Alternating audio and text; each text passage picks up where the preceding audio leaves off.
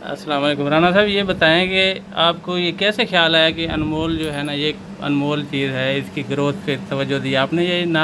یا نارمل جانور سمجھ کے آپ نے اس کو جو ہے نا مرزا بھائی، پالنا سب سے شروع پہلے کیا تو تھا؟ میں آپ کا شکریہ ادا کروں گا کہ آپ میرے پاس فارم پہ بھی تشریف لائے، میرے آفس میں بھی تشریف لائے۔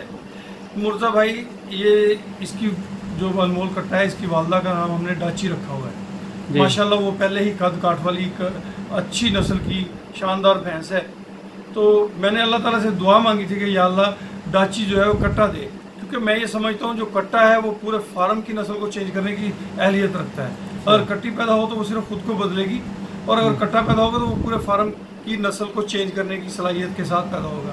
جب یہ پیدا ہوا تو الحمدللہ یہ ہیلدی اور صحت مند تھا، کیونکہ اس کی والدہ بھی صحت مند تھی، جی اس کا والد بھی خوبصورت اور اچھی صحت والا تھا۔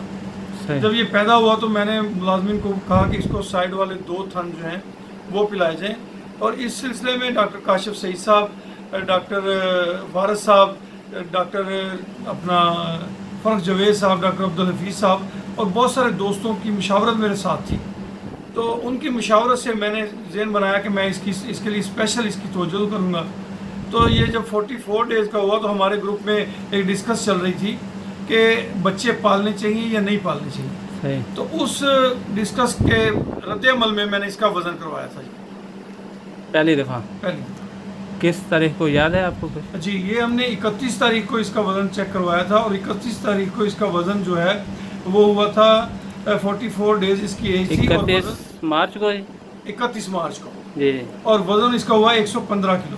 ماشاء 14 فروری کو یہ پیدا ہوا تھا، جیسا کہ میں نے آپ کو اپنا ریکارڈ بھی چیک کروایا ہے، جس میں میں نے آپ کو پوری ڈیٹیل بتائی ہے کہ میرے پاس یہ ریکارڈ ہے اس کی جی ڈیٹ آف برتھ کے لحاظ سے، تو آپ نے اس کو ایڈمٹ بھی کیا ہے۔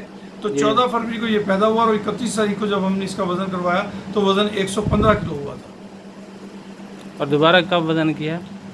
31 تاریخ کو میں نے اس کی پوسٹ فیس بک پہ لگا دی۔ جب جی پوسٹ فیس بک پہ لگائی تو بہت سارے اعتراضات آئے، لوگوں نے یقین نہیں کیا کہ اتنی چھوٹی عمر کا بچہ جو ہے وہ اتنے وزن کا ہو سکتا ہے۔ اس میں کچھ دوستوں نے مجھے یہ کہا کہ ہو سکتا ہے کانٹے میں کوئی ڈسٹربنس ہو، جی تو آپ جو ہے اس کا وزن ری چیک کریں۔ تو جی 4 دن کے بعد ہم نے جب دوبارہ وزن کیا تو اس کا وزن 120 کے جی تھا، صحیح۔ اور مجھے اتنے کمنٹس آئے کہ میں ذہنی طور پہ میں نے یہ سوچ لیا کہ واقعی کوئی اللہ نے ہمارے فارم سے کوئی ایسا کام لینا ہے جو جانوروں کی بھلائی کے لیے ہو، کیونکہ لوگ ماننے کو تیار نہیں تھے۔ صحیح۔ تو جب 20 تاریخ کو آیا، پھر میں نے اس کی پرچی اپلوڈ کی، اور میں نے دوستوں کو بتایا کہ فلاں فلاں صاحبان کی مدد سے جو ہے ہم نے اس کا گروتھ لی ہے۔ تو انہوں نے بمشکل کچھ لوگوں نے ایڈمٹ کیا۔ تو اور کنفرم کرنے کے لیے اس کو پھر تلا گنگ سے دوست آئے تھے، جی اس کے بعد آئے تھے؟ جی جی جی، اس کو ہم کاف سٹارٹر ونڈا فارمولا جو ڈاکٹر خالد پرویز صاحب بتاتے ہیں، مکئی کا دلیا 10 کلو، 5 کلو چوکر گندم اور 5 کلو میز گلوٹن، یہ ہم نے جیسا کہ آپ نے آج دیکھا ہے وافر مقدار میں ان کے سامنے ہر وقت موجود رہتا ہے۔ یہ شروع دن سے ہم نے ساتھ میں شروع کر دیا تھا، اور پھر میں نے تقریباً 16 دن کے بعد اس کا وزن دوبارہ کروایا تو وزن ہوا اس کا 155 کلو۔ 120 اور 155 کے درمیان 35 کلو کا فرق تھا، اور 16 دن تھے۔ 16 دن کے حساب سے وہ 2 کلو 187 گرام ڈیلی اس نے وزن گین کیا، صحیح۔ اور جو میرے لیے خوشگوار حیرت کا باعث تھا، اس کے بعد جو ہے ہم نے اس کو مزید پروٹوکول اس کا بڑھا دیا۔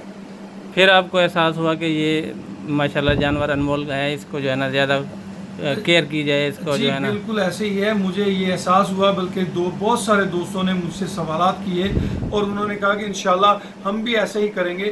تو میں یہ سمجھتا ہوں یہ ایک بھلائی کا کام ہے، بے زبان اور معصوم جانور جو ہیں وہ ہمارے محتاج ہوتے ہیں، تو ہمیں چاہیے کہ ہم ان کے لیے کوشش کریں، ان کی فلاح کے لیے اپنا اپنا کردار ادا کریں۔ رزق میرا ایمان ہے، رزق میرے اللہ کے پاس ہے۔ بالکل۔ رزق جو ہے وہ بھینس کے دودھ میں نہیں ہے، کٹے کے اندر نہیں ہے، رزق جانوروں کی خدمت کے اندر ہے، جانوروں کو سکھ دینے کے اندر ہے۔ مالک بہت سارے وسیلے پیدا کرنے کی صلاحیت رکھتا ہے، مالک ہر کام، مالک نے کن فیکون کہنا ہے تو ہر کام ہو جانا ہے، تو مالک کے لیے کوئی ایسی پرابلم نہیں کہ وہ آپ کے رزق کو تنگ کر دے۔ آپ اس کی مخلوق کا خیال کریں، وہ اپنی مخلوق کا خیال کرنا بہتر جانتے ہیں ہم سے۔ یعنی کہ آپ کا کہنا یہ ہے کہ دوستوں کو یہ مشورہ ہے کہ وہ اپنے کٹے بچھڑے یا ان کی خدمت زیادہ کریں اور ان کو پالیں اور نسل کو بہتر کریں آگے؟ جی مرتضیٰ بھائی، بالکل میرا کہنے کا یہی مقصد ہے کہ جو भैंस आपकी अगर आज 8 किलो दूध देती है, अगर उसकी बच्ची की आप अच्छी ग्रोथ करेंगे तो इंशाल्लाह वो जब बच्ची जवान होगी तो वो 10 से 11 किलो दूध आपको टाइम का देगी इंशाल्लाह। तो अपने बच्चों की हिफाजत करें, अल्लाह भी राज़ी होगा और आपके फार्म को इसका इंशाल्लाह खातर खा फ़ायदा होगा। और अनमोल के बारे में आप फर्दर क्या कहना चाहेंगे, क्या उसको प्लान किया हुआ है आपने? अनमोल को जी इंशाल्लाह हम वर्ल्ड लेवल का बुल बनाएंगे इंशाल्लाह अल्लाह की मेहरबानी से। उसके लिए मुझे मैंने एक्सपेंस नहीं देखने कि इस पे कितना खर्च आ रहा है। मैंने अब उसको देसी घी साथ में शुरू कर दिया है, मैं उसको साथ में ग्राई वाटर इस्तेमाल करवा रहा हूँ, उसकी फीड को मैंने और ज़्यादा बेहतर कर दिया है। तो अनमोल जो है वो इंशाल्लाह पाकिस्तान का पूरी दुनिया में नाम रोशन करेगा ये इंशाल्लाह। और एक और बात कि आप जनरली अपने फार्म के बारे में क्या बताएंगे, क्या सेटअप है आपका, किस तरह?